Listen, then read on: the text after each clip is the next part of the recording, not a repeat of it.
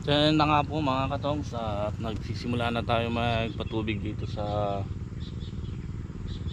sili. Ayan ay sili natin. Medyo nakakabawi na. So sa sobrang init talaga na susunog yung dahon sa plastic.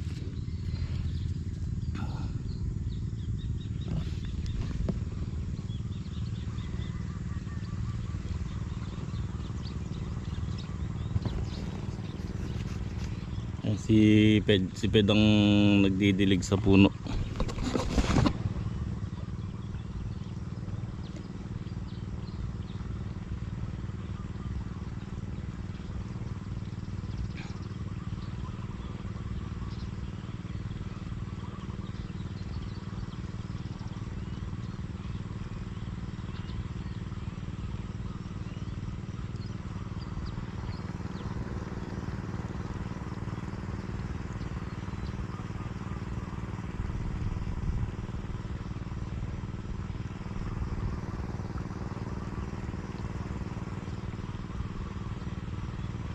Sagad na yan, Ped?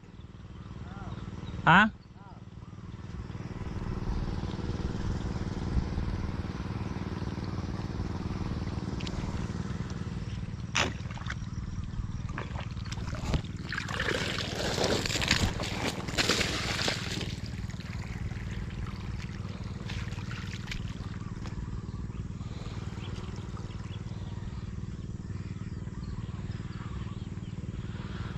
Ped!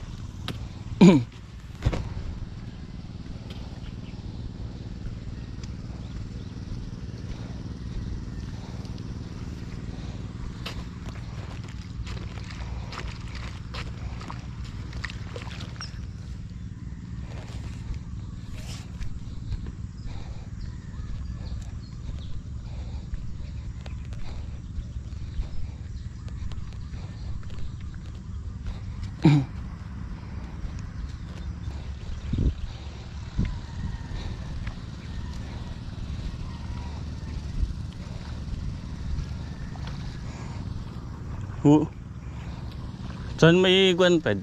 Pulipin? Ha? Dito, isa lang. Oo, sige.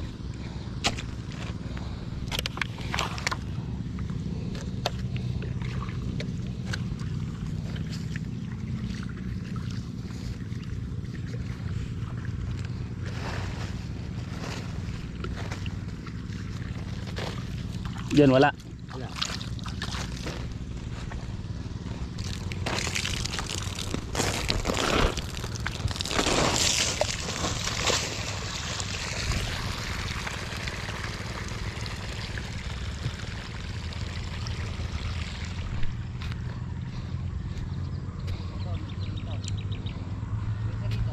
Ha? Ano?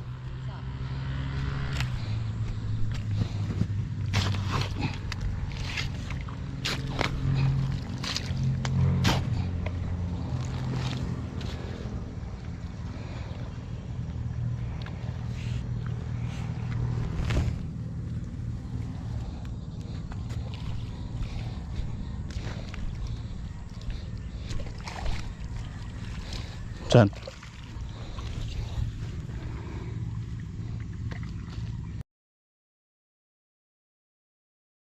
Ha? Sa kabila na umaagos. Kabila na.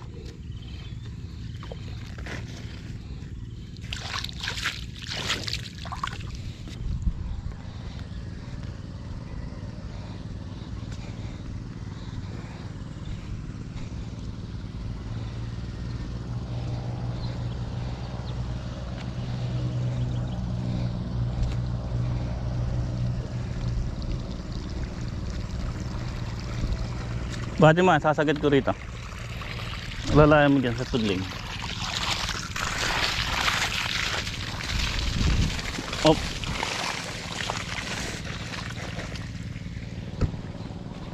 Ay, pumalok mo.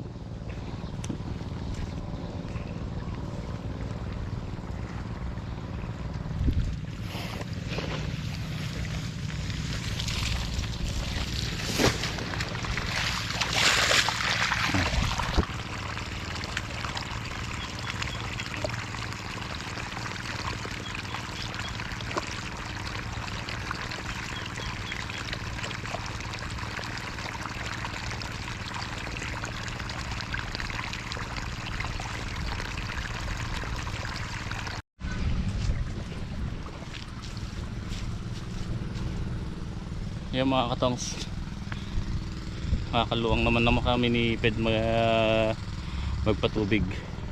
Makakaluwang na. So nakaka-6 na tudling na. Kaya lang black lang tayo.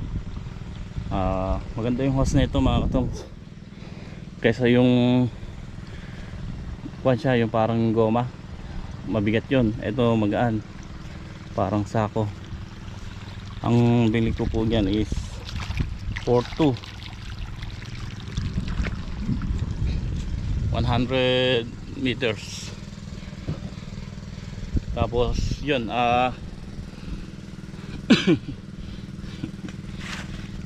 magaan siyang banin, itupi.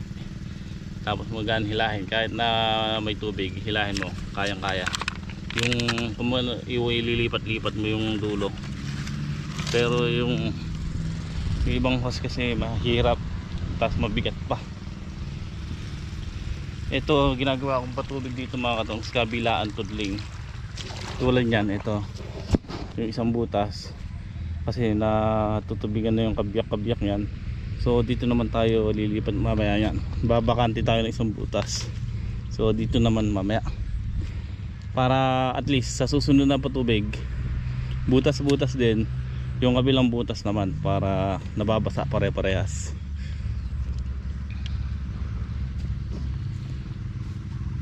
So yung hulip Ped, ayan, sinasabayan ko na po ng hulip kasi may mga ilan na namatay ano, gawa nung na ano ng crickets na putol.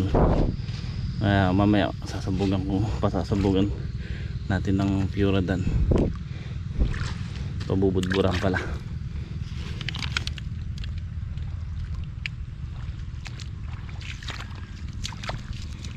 Saan pa?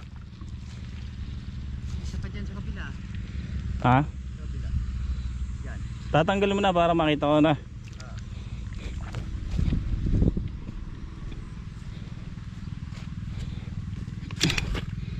Hirap kasi sa lupa dito mga to, hindi ganong pantay eh. Kaya nangangapa pa tayo sa patubig. Pero once na nakuha naman natin yan, alam na natin yan kung saan ang kanang tubig talaga.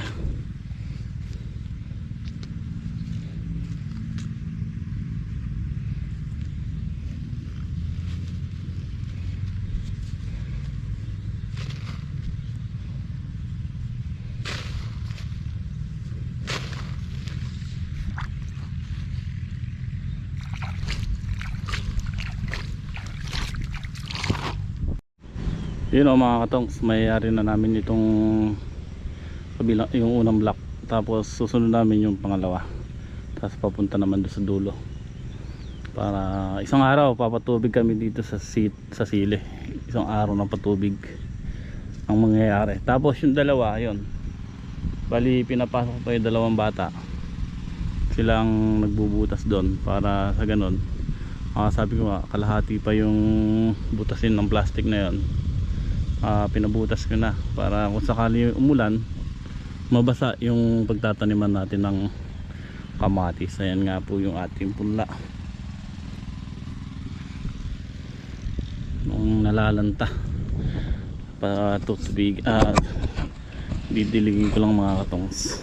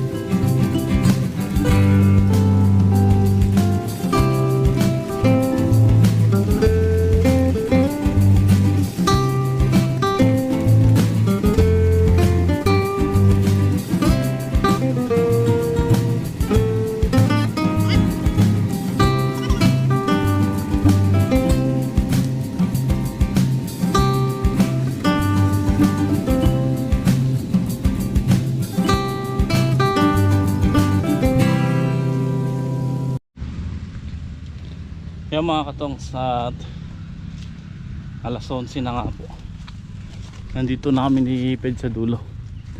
So ako taga ko ng tubig, si Ped ang nagdidilig sa mga puno ng sili. Bali dalawa lang kami ni Ped dito, ano. At umuwi nga po kahapon si Eddie. Ang init. So dalawang tudling na lang dito na maikse sa may kabilang side, pero nakakabawas na kami doon sa gitna, sa block doon sa pangalawa, kasi pinadidiretso na ni Ped yung tubig doon. Pantay naman daw, ano, susuba doon sa dulo. Ayun si Ped, ako taga ko ng tubig rito. Tapos yan, pinapalahan ko rin yung kanal. Pero sabi ko kay Ped, siya muna magpadala doon, ayusin ko yung dito, duktukan. Yan. Kasi itong tudling nito putol, tsaka yung nasa likod ng mangga, kaya obligadong magduktong.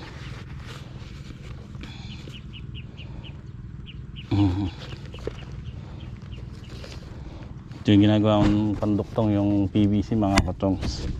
Ayan o, yung sinusunod natin dito. Dapat 2 media pero pwede na rin to. Yan.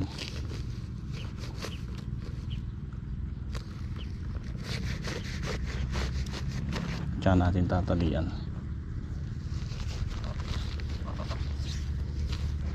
Tapos sinasabayan ko rin ng dilig ng papaya mga katongs.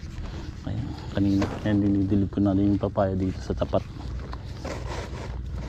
Para hindi malanta. Okay na?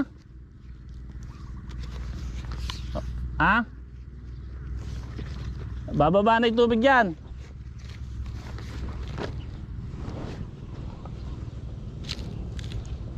Duduktong ko na rito. Konti na lang sabi ni Ped. Sabi ko pagbaba ng tubig ng pondo na yan, uusto na yan.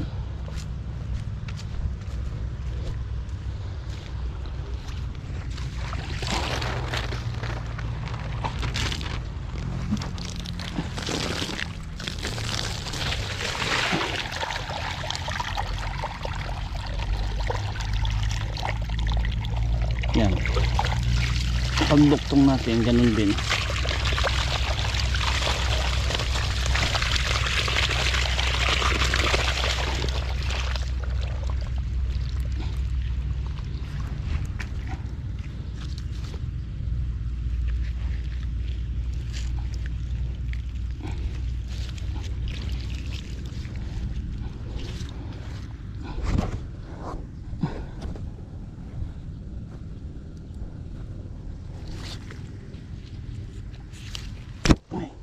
Shit. Ayan.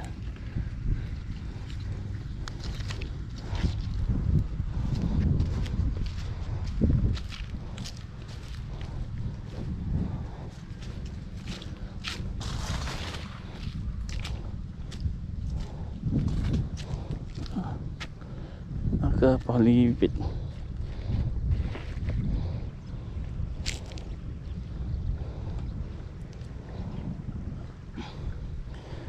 Pilis ko mapalanda mo nasa pagitan, pero ayos lang yan. Naka plastic naman yung puno para ayos lang, para hindi ganong kan. Tsaka na lang bobombay yan pag malalaki na yung sitaw ay yung sili. Kaya pa Pogi? Kaya pa. Basic. Basic. Ala bang hulipin doon? Ala? Meron. Marami? Saan? Eh dito sa kabila, ala?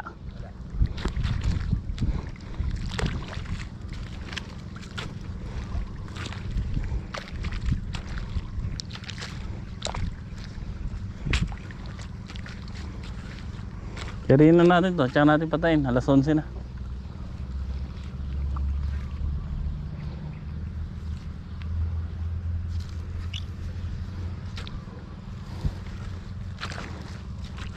Mailan tudling ka sa kabila? Ha? Mailan tudling? Saan? Kabila? Dalawa. Dalawa, tatlo? Dalawa daw.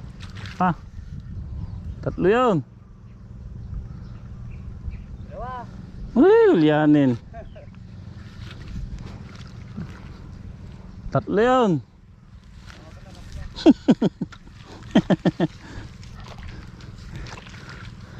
Ay, Ped, gutom na yan, Ped.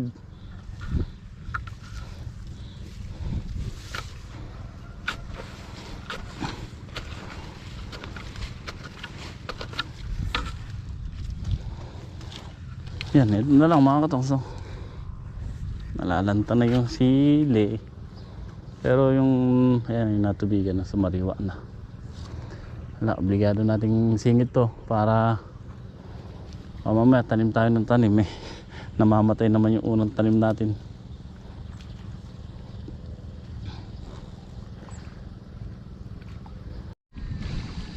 Yo mga katongs, patuloy po kami sa pagpapatubig dito. Ayan, kanina umaambon na. So nag-stop kami nung tanghali, umambon. Kaya lang hindi lumakas. Ngayon, ayan, makita nyo mga katongs, madilim na madilim doon. So parang yung kahapon ganyan din ang nangyari, hindi naman tumuloy.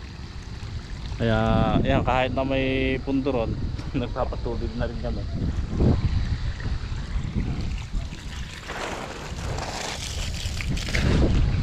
Kasi mahirap umasa sa ulan. doon na lang kami dito pagka talagang pumapatak na ng malakas.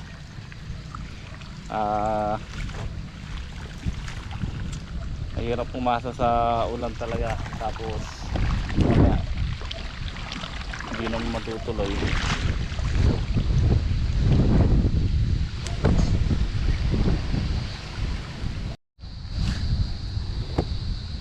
Yeah, mga katongs, pumapatak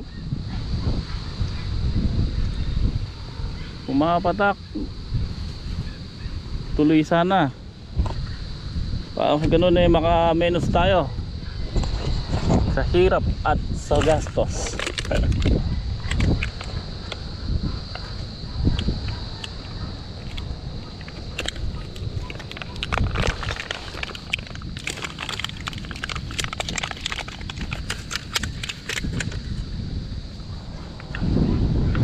Tatabi natin itong panghulit natin mga katongs. Maambun na eh. Ilakas sana.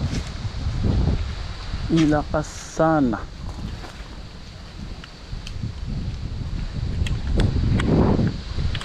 Ang talo.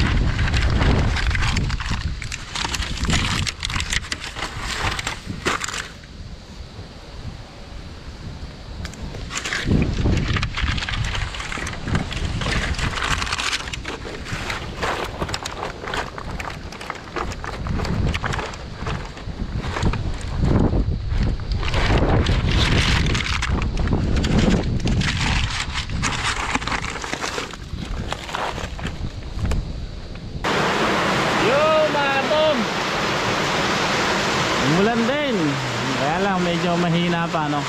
So sana ilakas pa.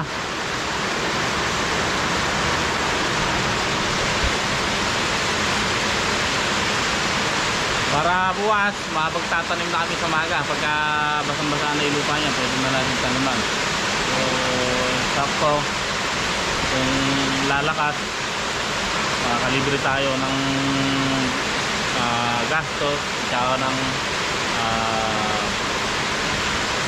pagod. Yun mga katong, dito naman tayo bukas sa kamatis at saka sa siling Taiwan. So yan, sana kahit ganyan man lang itagal-tagal para umano sa ilalim yung basa.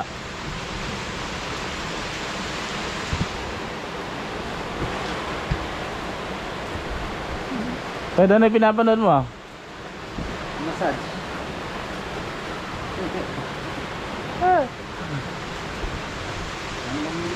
Kaya lang, mukhang di man lang nabasa yung mana.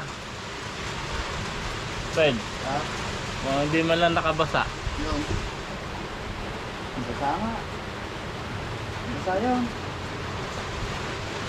Baka na pumamaya yan. Sige mga katongs, at hanggang dito na lang muna ang aking vlog. Maraming salamat po. Shoutout kay Sir Bong Borja. Ayan, maraming salamat po sa pagsuporta niyo sa amin. At syempre sa lahat ng mga nanonood, isang mapagpalang araw po muli sa inyong lahat. At isang araw ang lumipas dito sa RR Farm. Maraming salamat po sa walang sawang suporta.